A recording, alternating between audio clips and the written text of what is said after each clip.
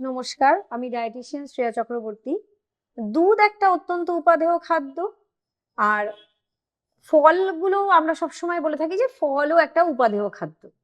কিন্তু এরকম অনেক ফল আছে যেগুলো কিন্তু দুধের সাথে খেলে কিছু সমস্যা দেখা দিতে পারে। তো আমি সেই ফলের নামগুলো বলবো, ফলগুলো কোন ক্যাটাগরিতে পড়ে বলবো, আর কেন এই ফলগুলো প্রবলেম ক্রিয়েট করে আমি সেটা নিয়েও আলোচনা করব।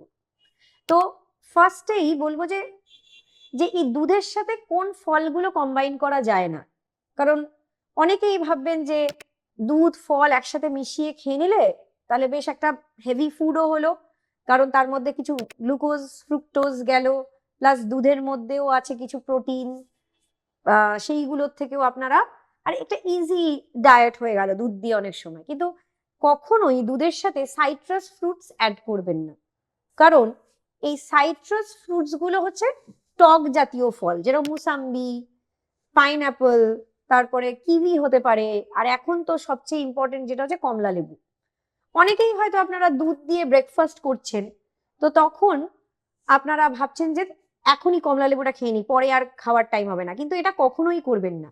কারণ দুধ একটা নিউট্রিশাস খাবার, কমলা লেবুও একটা নিউট্রিশাস খাবার, কিন্তু যখনই এই দুটো কম্বাইন করবেন এদের কিন্তু আর নিউট্রিশনাল ভ্যালুটা সেভাবে থাকবে না। দুটোর পথ এমন ভাবে কেটে দেবে যে আলটিমেটলি শরীরটা কিন্তু ব্যতিব্যস্ত হয়ে যাবে, শরীরটা অসুস্থ হয়ে যাবে।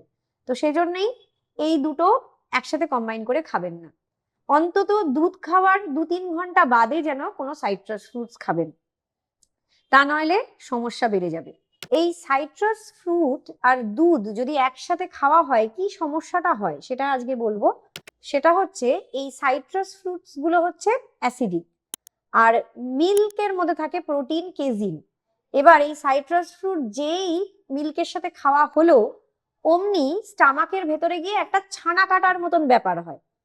তো এই ছানাটা তৈরি হলেই তখনই একদম ডাইজেশনটা স্লো হয়ে যায় আর হেভিয়ার হয়ে যায়, একটা ব্লোটেড ফিলিং হয়, একটা টক ঢেকুর উঠতে পারে, একটা গ্যাস ফর্মেশন হতে পারে, পেটে ব্যথা হতে পারে, বমি টাইপের ফিলিং আসতে পারে, নশিয়া যেটাকে আমরা বলি, বা বমি হতেও পারে।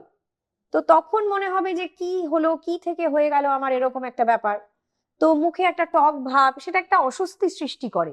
তো সে কারণে বলবো অবশ্যই দুধের সাথে কখনোই টক ফল খাবেন না, কারণ এটাতে সমস্যা বাড়বে বই কমবে না। আপনি হয়তো তাড়াহুড়োর চোটে এটা খেয়ে দুটোরই পুষ্টিগুণ আপনি জানেন, দুটোরই পুষ্টিগুণ আপনি পেতে চান বলে খেয়ে নিতে চান, কিন্তু দুটোই খুব গুড জিনিস, কিন্তু একসাথে খেলে তার এফেক্টটা নেগেটিভ হয়ে যাচ্ছে। তো সেই জন্য অন্তত দুধ খাওয়ার 2-3 ঘন্টা পরে টক ফল খাবেন, যদি টক ফল খেতেই হয়। আর এই মরশুমে তো টক ফলের অনেক রকম ফল, তো সেই জন্য অবশ্যই খাবেন টক ফল। আমি টক ফলও খেতে না করছি না, আমি দুধ খেতেও না করছি না। আমি যেটা বলছি যে দুটো একসাথে কখনোই খাবেন না।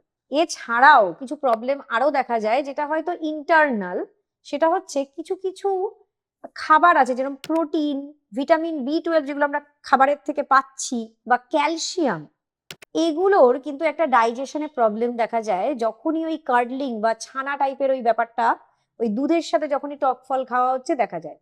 তো এইগুলো তো ভীষণ ইম্পর্টেন্ট জিনিস, ক্যালসিয়াম যেটা আমরা দুধ থেকে পাই, বা প্রোটিন যেগুলো খুবই ইম্পর্টেন্ট, ভিটামিন B12, এইগুলো তো শরীরের জন্য খুবই ইম্পর্টেন্ট, কিন্তু এদের ডাইজেশনে প্রবলেম হলে তো এইগুলো শরীরে নিউট্রিশনাল এফেক্ট গুলো দিতে পারলো না, তার মানে তো প্রবলেম হয়ে গেল। তাহলে সেক্ষেত্রে কখনোই এই দুটো জিনিস একসাথে খাওয়া উচিত নয়, কারণ দেখতেই পাচ্ছেন কত কিছু সমস্যা আউটসাইডেও ক্রিয়েট করছে, আবার ইন্টারনালিও ক্রিয়েট করছে, যেটাতে আলটিমেটলি অসুস্থ আপনিই হয়ে উঠবেন। তো আপনি খান, কিন্তু আলাদা আলাদা খান দুধ আর টক ফল। আর একটা জিনিস এটাই বলতে চাই যে এটা একটা অ্যাওয়ারনেস ভিডিও, এটা কোনো ভয় দেখানোর ভিডিও না যে আপনি ভয় পেয়ে যাবেন। আর এটা এই দুধ আর টক ফল খেলে অনেকের একটা ধারণা থাকে যে এটা আপনার শরীরে একটা পয়জন ক্রিয়েট করে ফেলছে, আপনার সব অর্গানকে ড্যামেজ করে দেবে। এরম কোনো ভুল ধারণায় থাকবেন না, এটা কোনো পয়জন ক্রিয়েট করছে না। অনেকে হয়তো আজকে যখন আমি ভিডিওটা দেওয়া হবে তখন অনেকেই বলবেন আরে আমি তো দুধ আর টক ফল খেয়েছি, তার হয়তো শরীরে এটা প্রবলেম করেনি, বা হয়তো প্রবলেম করেছে আপনি এফেক্টটা বুঝতে পারেননি। এটা নিশ্চয়ই একটু প্রবলেম ক্রিয়েট করতে পারে। আমি এইটা অ্যাওয়ারনেস হিসেবে জানালাম। এটা কোনো পয়জন ক্রিয়েট করে দিচ্ছে না শরীরে, যে ভয় পেয়ে যাবেন যে দুধ টক ফল দুটোই ছেড়ে দেবেন, এরকমও নয়। দুটোর বেনিফিটস নিন, আলাদা আলাদা ভাবে নিন, আলাদা আলাদা ভাবে খান। তো এটা কোনো ক্ষতি করে দিচ্ছে না শরীরের, কিন্তু একটা সমস্যা করছে, ওই সময়টাতে একটা অস্বস্তি ক্রিয়েট করছে, যেটা আপনার শরীরকে অসুস্থ করে দিতে পারে, দুর্বল করে দিতে পারে। হয়তো যে কোনো কাজে বেরোচ্ছেন, সেই কাজটা থেকে আপনার দেরি হয়ে যেতে পারে, ডিলে হয়ে যেতে পারে, এটা হতে পারে। তো সেই জন্য এটা একটা অ্যাওয়ারনেস ভিডিও। আপনার কিছু কিছু জিনিস আপনি জেনে থাকলেন, সেটা আপনারও একটা লার্নিং হলো, আর আমার পক্ষেও আপনাদের জানানো সম্ভব হলো এই ভিডিওর মাধ্যমে যে কি কি এফেক্ট হয় এটার মাধ্যমে। তো আশা করা যায় আপনারা এটা মনে করে রাখবেন আর আপনাদের কিছু হেল্প হবে। নমস্কার।